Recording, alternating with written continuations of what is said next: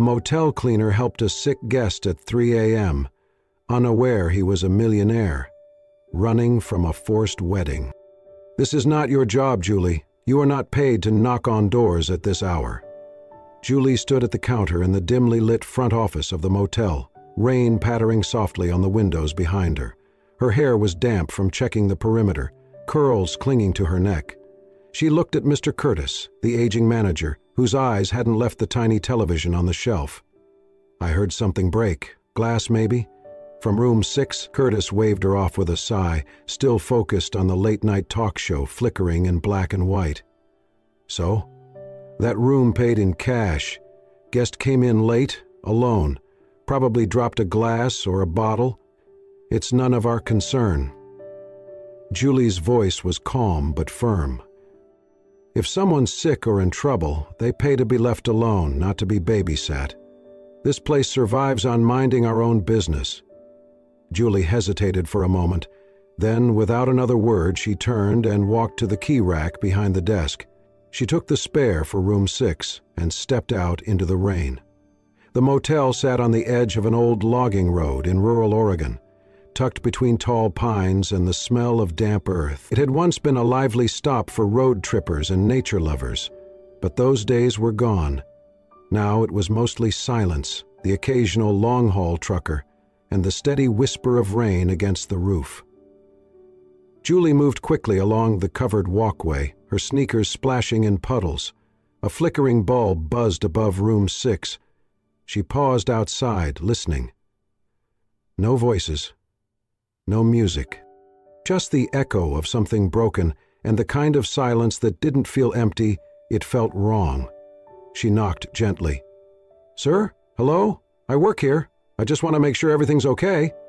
No answer. She knocked again, louder. "I'm coming in, just to check on you." The key slid in smoothly. She pushed the door open. The room was dark, lit only by the faint glow of a television screen on mute.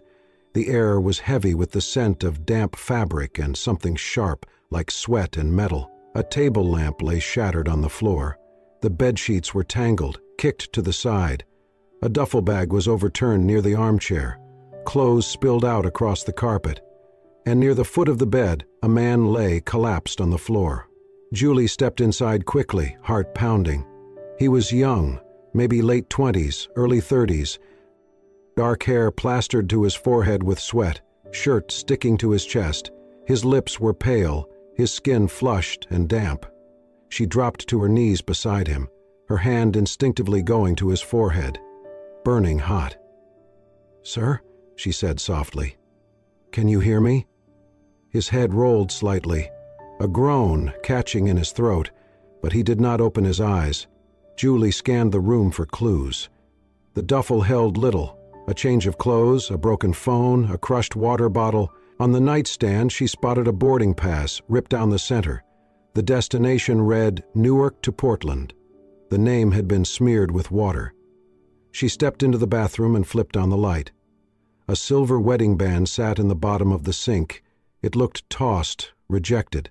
A wallet lay beside it, open but empty. No ID, no credit cards, nothing. She returned to the man's side and gently shook his shoulder. "You need help. I can call an ambulance." But he groaned and barely whispered, "No, no hospital." His voice was dry and cracked. He sounded like someone who hadn't spoken aloud in days. She nodded in agreement and began to help him move onto the bed. Julie steadied his weight as best she could, her arm shaking slightly as she pulled him up from the floor. He was heavier than he looked, his body slack with fever. Each breath he took rattled in his chest, rough and wet, the sound of infection clawing its way through his lungs. She had heard it before, in hospital rooms, in her sister's final days. It was the sound of a body too exhausted to fight. She eased him onto the bed, adjusting the pillow beneath his head. His face was pale, glistening with sweat. He stirred but did not speak, his lips cracked, his skin burning to the touch. His shirt clung to his chest, damp and wrinkled, and his hands twitched now and then in restless fever. Julie worked quickly. She turned off the flickering television and brought the small kettle from the lobby into the room.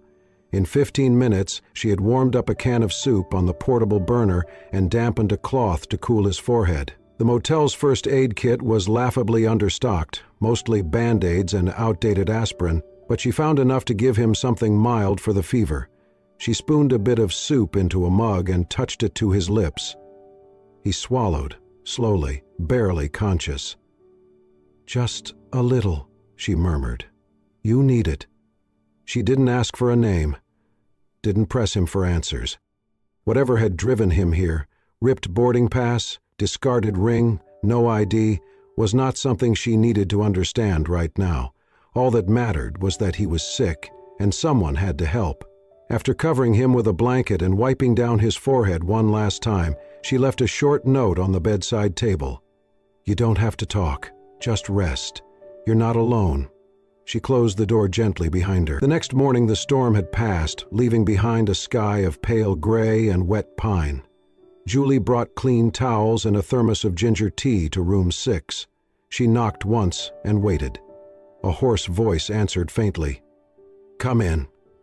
She opened the door to find him sitting up in bed, legs covered by the blanket. He looked better, still pale but awake. His eyes, a clear gray buhl, watched her with a mix of caution and exhaustion. "You're the one who—" Julie gave a small smile. "Brought soup, yes." He cleared his throat. "Thank you." She set the thermos down on the table and nodded. "You were burning up. Still are, but not as bad. You need fluids, rest, and probably antibiotics. But I figured I'd let you keep your secrets." He looked away, embarrassed. "I wasn't trying to be dramatic." "You passed out," she said simply. "That's not drama. That's your body saying it's had enough." He hesitated.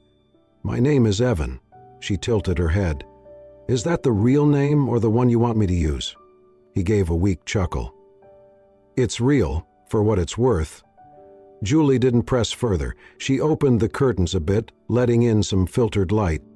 The trees outside swayed gently in the breeze, the forest dense and quiet around them. Evan shifted on the bed. "I should go." Julie turned to him, eyebrows lifted. "You can barely sit up." "I'll find a way." She folded the extra blanket at the foot of the bed and met his gaze. No one walks out of this forest with a fever and lungs full of rain. He blinked, surprised by her calm certainty. "You're not being held hostage," she said, voice soft, "but you're not walking anywhere today." He sat back against the headboard, exhaling. The fight in him faded. "Fine," he muttered. "One more day." Julie gave a single nod. "Good." She stepped out into the hallway, closing the door gently behind her. Inside, Evan leaned back and stared at the ceiling, the note still folded in his hand. The rain returned on the second morning, soft and steady, whispering against the motel windows like it had never left. Julie woke early and brewed ginger tea in the staff kitchenette. She added honey, wrapped a warm muffin in a napkin, and placed both gently outside the door to room 6. No knock, no sound, just quiet offerings, left like seeds.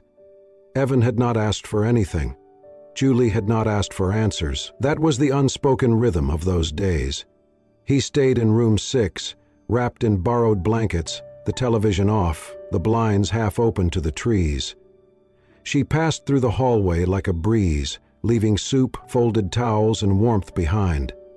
On the third day, Julie collected a small bundle of his clothes from outside the door.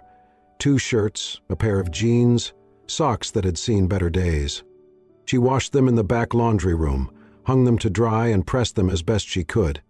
Her fingers were gentle as she folded each item, smoothing the fabric with care. Into the pocket of the fresh shirt she tucked a note on a piece of craft paper, written in her looping, quiet hand. "If there ever comes a day you feel like talking, I'll listen. And if not, I'm still here." That evening, she placed the clean clothes outside his door, along with a bowl of stew and a small piece of cornbread. She didn't wait to see if he opened it. Inside, Evan sat on the edge of the bed, the fever now mostly gone. His body still ached, his chest still pulled tight with every breath, but the fog had begun to lift. He'd slept more in these last 3 days than he had in the past 3 months. He picked up the folded shirt and read the note slowly. Something in his chest tugged. The silence wasn't heavy here. It didn't demand anything of him. Julie moved like the forest, quiet, patient, always present. She did not need to know who he was or where he had come from. Somehow that made him want to stay. On the nightstand, the wedding ring still sat in a small dish. For 2 days he had ignored it, pretended it was not there. But now he found himself staring at it. He reached for it. The metal was cool against his fingers, its weight far heavier than it had ever been before. It had once symbolized duty, a transaction dressed up in flowers and tuxedos. A merger, not a marriage. He had worn it out of fear of disappointing his family, of breaking a legacy, of being the selfish one. But it had never been love. He turned the ring over in his palm. Then, slowly, he reached into his duffel and pulled out a handkerchief. He wrapped the ring carefully inside, folded the cloth into a neat square, and set it on the corner of the nightstand. Not thrown, not buried, just put down, with intention, a quiet acceptance. He looked out the window, watching the mist creep through the trees, and thought about how long it had been since he had done anything without a reason, without permission. For the first time in years, he did not feel owned by anyone. Back in the office, Julie watched the rain and sipped her own tea. She didn't expect thanks, didn't need closure. There was something healing about just helping, expecting nothing in return. She had once sat in hospital rooms for weeks at a time, holding her sister's hand without knowing what to say. And she had learned then, sometimes being there was the most powerful thing a person could do. 3 days, no questions, no names spoken beyond what he offered. But that evening, when Julie came by with a small lantern for his room in case the lights flickered again, she found something unexpected outside his door. The bowl washed and placed carefully in a paper bag, and a note folded on top. In clean, deliberate handwriting were 5 words. "Thank you for the silence." By the 4th day, the fever had broken, and Evan's breathing was steadier, less ragged. The weight in his chest remained, but it was no longer entirely physical. The rain had eased into a gentle mist, and the pine forest surrounding the motel breathed with the quiet patience of the northwest wilderness. Julie knocked gently that morning, holding a folded sweater in one hand and a fresh thermos of tea in the other. Evan opened the door, slowly but upright. He looked better, tired but no longer like a man drowning in his own body. "It'll be chilly in the woods," Julie said, holding out the sweater. "It's not pretty, but it's warm." Evan took the soft forest green knit and nodded. "Thank you." He pulled it on carefully. It hung a little loose, the sleeves rolled at the cuffs. "Yours?" Julie shrugged. "Used to be my dad's. Now it mostly lives in a drawer." Evan looked past her toward the trees. "I could use some fresh air." They walked in silence down the narrow trail behind the motel, where the woods stretched in every direction, moss hanging from the branches like lace. The earth was soft and damp beneath their feet, and the air smelled of wet leaves, cedar, and pine sap. Birdsong fluttered through the trees, distant and delicate. Neither of them spoke for a long while. There was no need. At a small clearing where the sun broke weakly through the clouds, Evan paused, taking in the quiet. "This place, it's different." Julie glanced at him. "You mean peaceful?" He nodded, like the world stops humming for a bit. They continued walking, their footsteps muffled on the damp earth. Eventually they reached a shallow stream where stones jutted above the surface, like stepping stones. Water gurgled softly, flowing downhill with no destination but down. Evan stood watching it for a moment, then said, his voice low, "I was supposed to get married next week." Julie didn't react. She crouched beside the stream, running her fingers through the cold water. "Not because I wanted to," he continued. "It was an arrangement. My family, hers, 2 companies, a merger disguised as vows." Julie looked up at him. "And you?" "I didn't say no for a long time. It felt easier to let it happen than to cause a storm." Julie's fingers stilled in the water. "But storms come anyway." He met her eyes. "Yes, they do." There was a long pause, not uncomfortable, just full of unsaid things. Julie stood and brushed her hands on her jeans. "So, what now? You run forever?" Evan gave a quiet laugh. "I don't know. Maybe I stop running. Maybe I just walk." Julie tilted her head. "Learning to choose what brings peace instead of what brings approval?" He nodded slowly, as if those words unlocked something he hadn't yet named.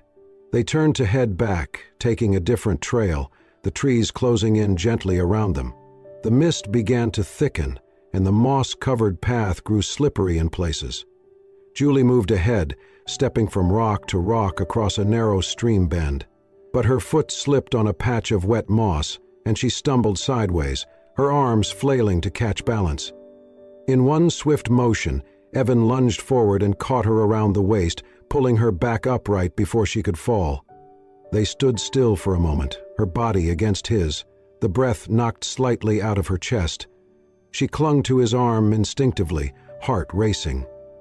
"Thanks," she whispered, her voice smaller than she expected. Evan didn't let go right away. His hand lingered just long enough to make the moment stretch, fragile and clear. Their eyes met, his stormy and searching, hers wide and steady. In the soft hush of the forest, the space between them seemed to hold something unspoken. It was not romance in the traditional sense. No grand music, no dramatic declaration. It was recognition. Two people, each quietly undone by the past, standing steady in a place where words mattered less than presence. Julie slowly stepped back, brushing a leaf from her jacket. "I'm fine," she said, her voice light but unsteady. Evan didn't answer. He just nodded, and they continued walking side by side, the sound of water and wind filling the silence. By the time they returned to the motel, the sky had darkened slightly, and the lights in the lobby flickered on. But the distance between them had changed, subtle, almost invisible, yet undeniable, and in that new space, something had begun to grow, not loudly, not urgently, but deeply. The rain had stopped the next morning, leaving dew on the pine needles and the faint scent of wood smoke in the air. Birds chirped cautiously from somewhere deep in the trees, and a soft breeze rustled the edges of the motel roof. The world felt as if it were holding its breath. Evan sat at the small desk in room 6, the overhead light dim but steady. In front of him lay a sheet of rough-textured, handmade paper, slightly uneven at the edges, speckled with tiny flecks of dried lavender and pine fiber. He had found it folded in his laundry 2 nights ago, and somehow he knew it was meant for more than writing lists or grocery reminders. Next to it sat a small bottle of brown ink and a pen Julie had once left in the laundry room. The ink smelled faintly of cedar. The pen scratched softly across the paper as he wrote. The words didn't come easily. He wasn't used to saying thank you, not like this, but he took his time. "Julie, you didn't ask where I came from, or why I looked like someone who didn't belong.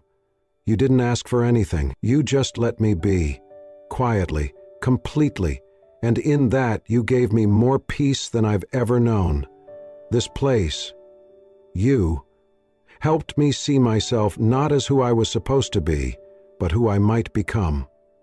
Thank you for the silence, for the soup, and for your stillness. They healed me more than you know." Evan Hay folded the letter carefully and set it beneath the small mug she always left outside his door, the one that had carried tea, broth, even warm milk on the worst night of his fever. Then, from his duffel, he pulled out the square of cloth that had carried his discarded wedding ring. The ring was gone now, left behind somewhere between memory and mercy, but the cloth remained, soft and worn. Inside it he gently placed the handkerchief Julie had left him during the early days, the one she had left folded beside the bowl of soup with a tiny embroidered leaf in the corner. He had kept it, even when he hadn't known why. Evan stood, zipped his bag, and looked around the room one last time. Room 6 had become a kind of pause button on his life. No questions, no pressure. Just air and trees and someone who didn't need to know his resume to see his worth. He stepped outside into the dark, the gravel crunching softly under his boots. No goodbye, no final knock. The trees swayed gently as he disappeared down the road. At dawn, Julie awoke early, as she always did. The sun was barely visible behind a curtain of low gray clouds. She tied her hair up, brewed coffee in the office, and stepped out into the hall to begin her rounds. She knocked once on room 6, balancing a tray with a fresh towel and a muffin. There was no answer. She waited. Knocked again. Still nothing. Julie unlocked the door with the master key. The room was quiet, clean, untouched since the night before. The bed was neatly made, the windows slightly ajar. And on the table, next to an untouched cup of tea, sat her handkerchief, carefully folded, and a single sheet of her handmade paper. Her eyes landed on the mug first, still warm when she had set it there late last night, now cold, steamless. She walked in slowly and picked up the note, reading it word by word, her thumb resting against the edge of the paper where the ink bled faintly. When she finished, she stood in the center of the room for a long time. Then, softly, as if speaking not to the space but to someone just outside it, she said, "I hope you find a place where you don't have to run." Her voice did not tremble. She set the note back down and picked up the mug, wrapping her fingers around its cool porcelain. There were no tears, no aching heartbreak. Just that soft kind of sorrow that follows unexpected goodness leaving your life. Julie opened the window wider, letting the forest air roll in. She stood there for a while, watching the light filter through the branches. Behind her, room 6 held no trace of chaos. No boarding pass, no fevered moans, no wedding ring in the sink, only a note, a folded cloth, and the echo of quiet footsteps that had passed through her world like a breeze in the trees, gentle, brief, and unforgettable. 3 weeks had passed since Evan left. The motel had settled back into its slow rhythm, quiet rooms, a handful of regulars, the scent of pine drifting through the hallways.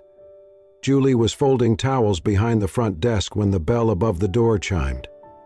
"Morning, Julie," came a familiar voice. Mr. Harland, a retired park ranger, stepped inside, dropping his duffel with a soft grunt.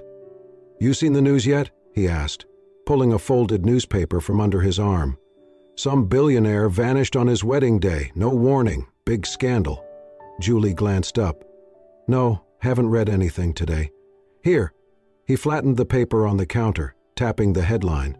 "Evan Whitaker disappears hours before billion-dollar wedding." A glossy photo showed a man in a tuxedo, sharp features, blank expression, polished to perfection.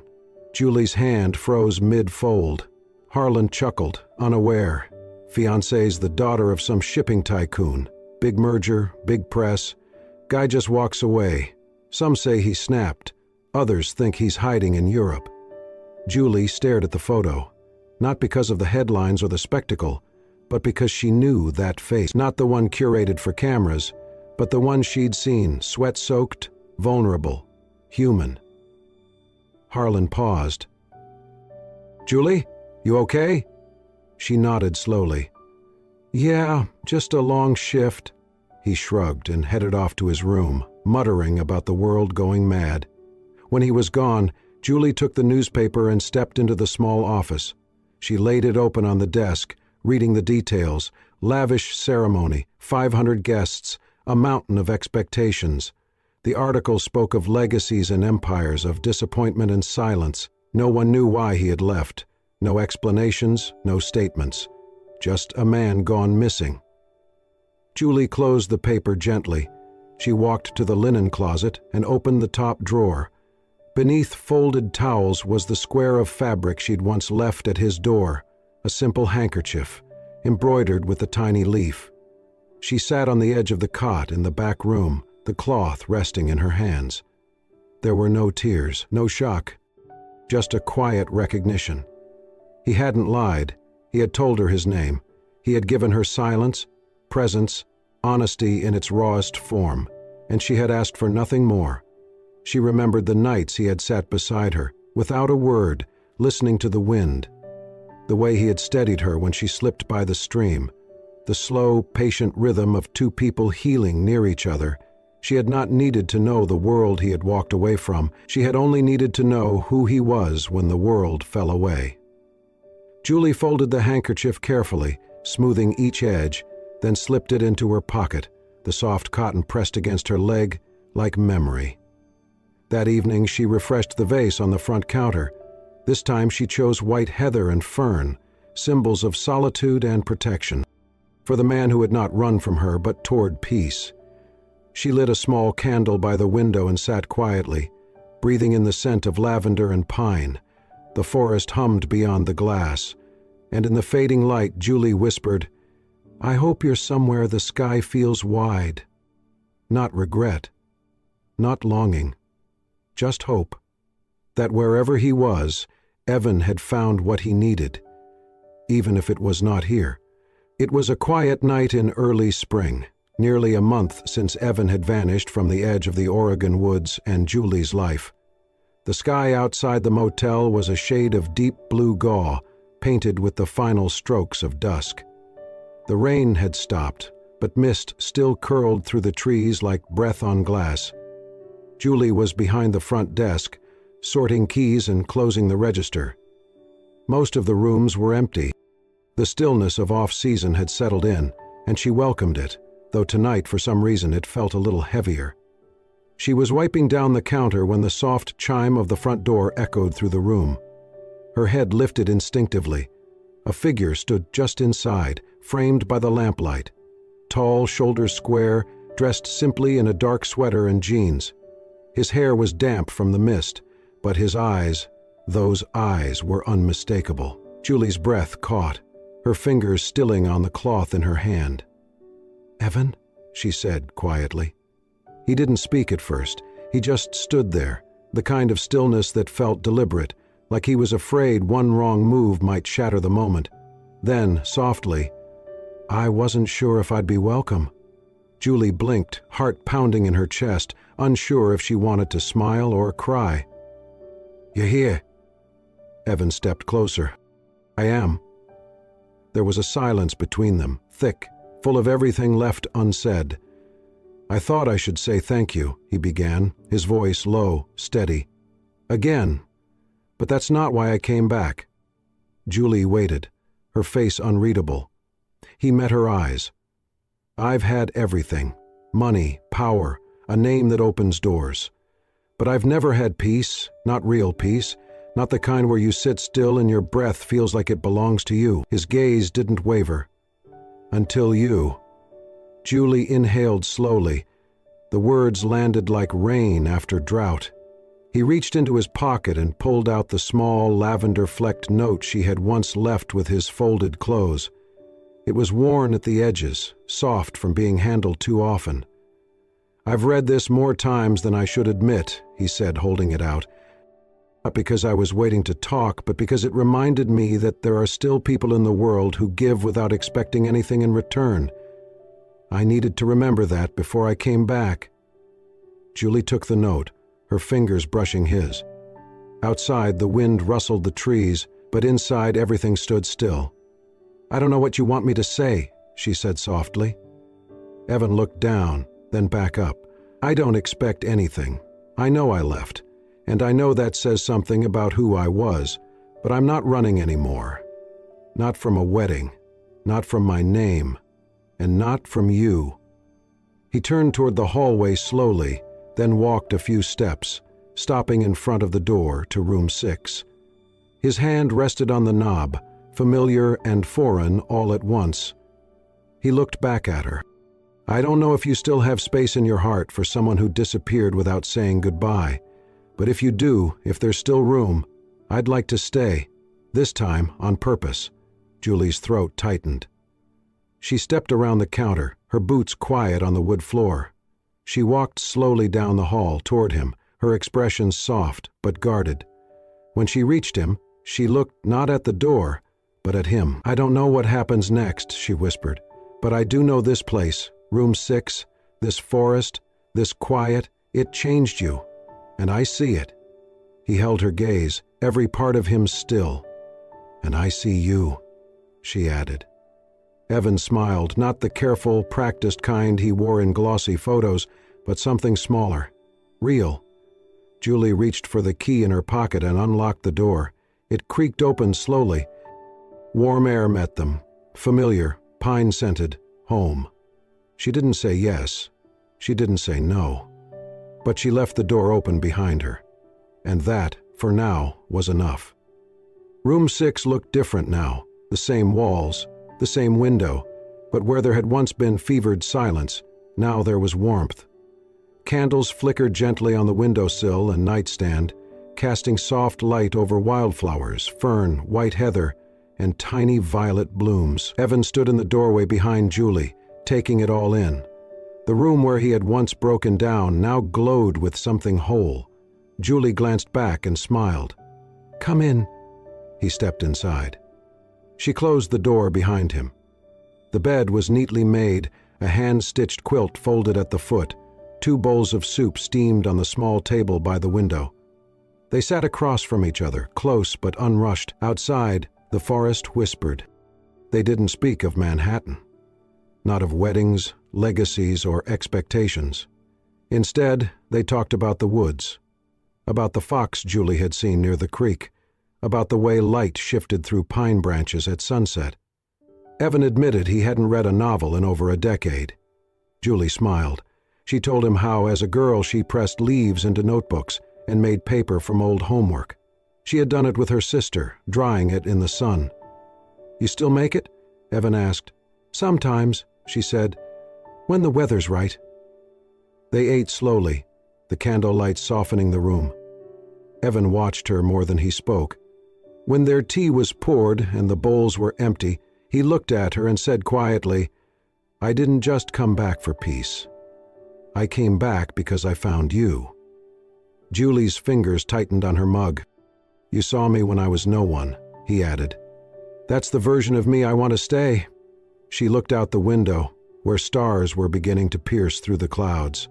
"I've learned," she said, "that sometimes people leave because they don't know where they belong, and sometimes they come back, not to a place, but to a person." Evan reached across the table and gently took her hand. That was enough. In the weeks that followed, Evan stayed.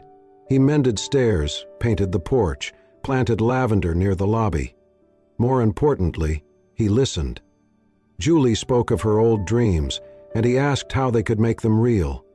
One morning he returned from town with boxes, paper molds, natural dyes, handmade tools.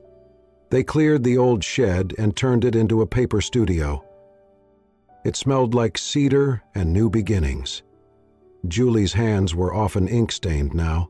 Her smile came more easily. Evan read every book she lent him and left notes scribbled on her handmade paper. Time passed, not rushed, but rich. And one evening, as the sun dipped low, Julie returned to room 6. She opened the window wide and sat at the desk where Evan had once written his thank-you note. She picked up one of her handmade sheets, soft and speckled with violet petals, and wrote, "Sometimes peace lives in silence and stays when we choose it." She folded the paper and placed it on the windowsill. Evan arrived a moment later, tea in hand and quiet joy in his eyes. As the stars blinked to life above the trees, they sat together, no longer 2 people who had saved each other, but 2 who had chosen to stay. Thank you for joining us for this gentle, healing story of quiet courage, unexpected connection, and the kind of love that doesn't need grand gestures, only presence. Julie and Evan's journey reminds us that sometimes the most powerful changes happen not in noise, but in stillness. That peace is not something we find, it's something we choose. And that love, at its truest, begins when we see one another clearly, without needing anything in return. If this story touched your heart, we invite you to become part of our storytelling family. Subscribe to Soul-Stirring Stories for more tales that heal, inspire, and remind us of the quiet beauty in everyday kindness. Don't forget to turn on notifications, leave us a comment, and share this video with someone who believes in second chances.